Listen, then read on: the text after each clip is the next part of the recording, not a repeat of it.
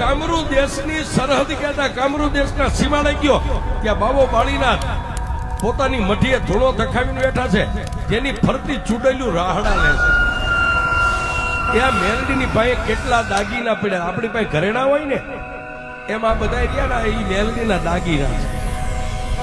ફરતી એ ચૂડેલું રાહડા લે અને કાન્યો જોગી આમ જોઈ ગયો અને કંડિયો આમ હતો ને સાહેબ, મોઢું આમ બાજુમાં લઈ જઈને કીધું માં એ બાબા બાળીનાથની સામે મઢી અને ફરતી ચૂડેલું રાહડા લે.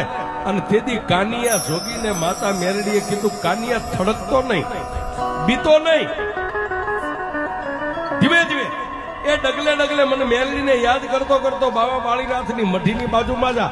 કાનિયો જોગી કે પણ મારી આટલી બધી ચૂડેલું મને ભરખી જાય છે કે દીકરા તારે નથી જોવાનું.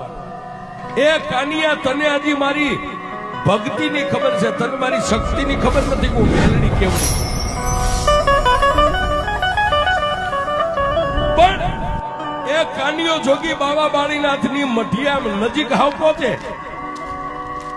ચૂડેલું રાહડા રમતી એક બાજુ ઉભી રહી અને એક ચૂડેલ એટલું બોલી કે એ કાળા માથાના માનવી ક્યાંથી આવ્યો, ક્યાં જવું છે? કાનિયો જોગી કે મારું નામ કાનિયો જોગી છે, શિયાળા ગામથી આવું છું અને કામરૂ દેશ જોવા માટે નીકળ્યો છે.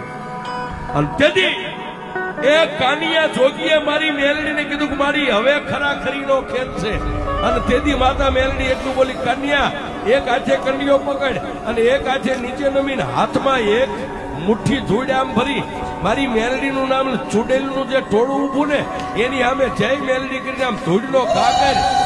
તારા હાથમાંથી ધૂળ છૂટે તો બધી સુડેલું ને એ સીમાડાની માથે ધરતીમાં નો ઉતારી દઉં.